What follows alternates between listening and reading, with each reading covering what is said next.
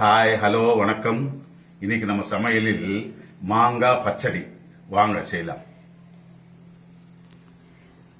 சிம்பிளான பச்சடி. மாங்காய் சீசன் வந்துடுச்சு, அதனால விதவிதமான பச்சடி செய்யறோம். இது பச்சை மிளகாய் போட்டு, பச்சை மிளகாய் வெறும் மாங்காய் பார்த்துக்கோங்க. இந்த மாதிரி சின்ன சின்ன துண்டா நறுக்கி, இதுக்கு நான் ஒரு பெரிய மாங்காய், கிளிமூக்கு மாங்காய்ன்றாங்க, அதுதான் இப்போ வருது. அதுல இந்த மாதிரி பச்சடி. அன்னைக்கு ஒரு வீடியோ வச்சிருக்கேன், வெல்லம் போட்டு பச்சடி. இன்னைக்கு பச்சை மிளகாய் போட்டு பச்சடி. உங்களுக்கு எது பிடிக்குமோ அது செஞ்சு சிம்பிளா இருக்கும். நல்ல புளிப்பா இருக்குமா? இருக்கு. இது சிம்பிளான மெத்தட்ல சிம்பிளா செஞ்சு சாப்பிடுறவங்களுக்கு தான். எல்லாமே 2 நாள் 3 நாள் தான் காலி ஆகிடும். இது மொத்தமா போட்டு ஒன்னா அரைச்சிக்கணும். பச்சை மிளகாய் போட்டு அப்புறம் தாளிச்சுக்க வேண்டியதுதான். வேற ஒன்னும் பெரிய கஷ்டமான சமையல் கிடையாது. இதுக்கு நான் ஒரு பச்சை மிளகாய் ஒரு பெருசா இருந்தது மாங்காய், அதுக்கு காரத்துக்கு ஏற்ப ஒரு 8 பச்சை மிளகாய் பெருசா இருக்கிறதுனால ஒரு 8 பச்சை மிளகாய் வச்சு போடக்கூடாது. பச்சை மிளகாய் போட்டு எல்லாம் பச்சையா போட்டு வேற ஒன்னும் வேண்டாம். இதுக்கு தகுந்த போல உப்பு. நான் உப்பு போடுறேன். உப்பு எல்லாம் நைஸா அரைச்சிக்கலாம். ஊர்ல என்ன சொல்லுவாங்கன்னா தொக்கு பச்சடி என்னவாங்க, உரல்ல போட்டு இடிச்சுக்குவாங்க. எல்லாம் ஒன்னா பச்சையா போட்டு இடிச்சுக்கிட்டு தாளிச்சுக்க வேண்டியதுதான். ஒரு நாளைக்கு 2 நாளைக்கு வச்சு சாப்பிடறதுக்கு நல்லா இருக்கும் மாங்காய் தொக்கு பச்சடி. ஆமா, பாத்தீங்களா?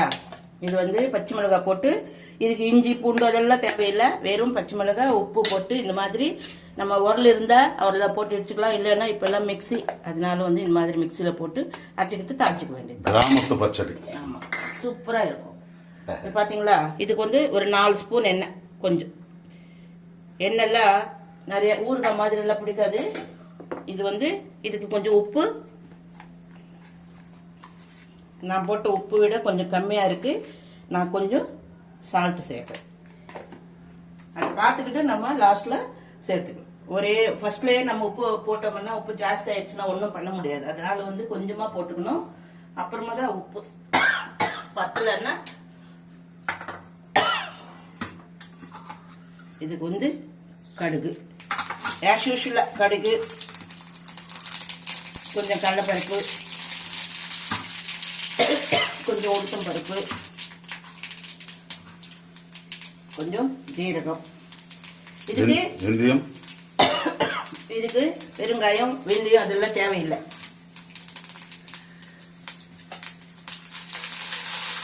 பாத்தீங்களா?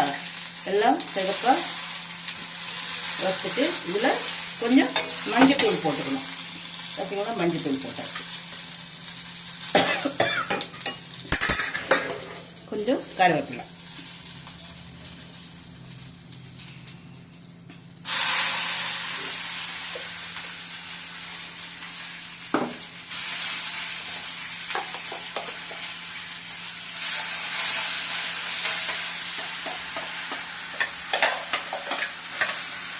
இதுக்கு தண்ணி எல்லாம் தேவையில்லை, அதுல இருக்கிற தண்ணியே போதும். இது கொஞ்ச நேரம் ஒரு 2 நிமிஷம் வதக்கணும். ஏன்னா இந்த பச்சை ஸ்மெல் போகிற வரைக்கும், இந்த பச்சை வாசனை போயிடும். ஆமா, கொஞ்ச நேரம் வதக்கணும். போதும். நல்ல ஸ்மெல் வருது பாருங்க.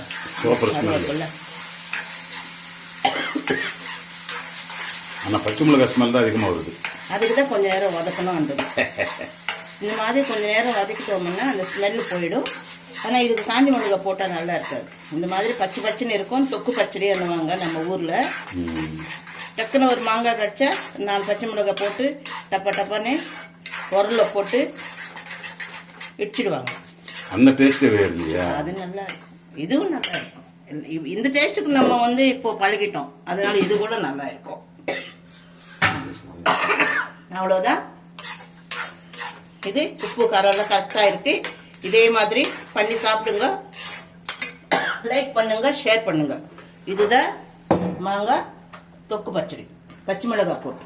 இன்னொரு வாட்டி நான் ஊறுகாய் எப்படி செய்யறதுன்ட்டு, அந்த ஊறுகாய் காய் இன்னும் வரல, அது வந்ததுக்கு அப்புறம் நான் செஞ்சு காட்டுறேன்.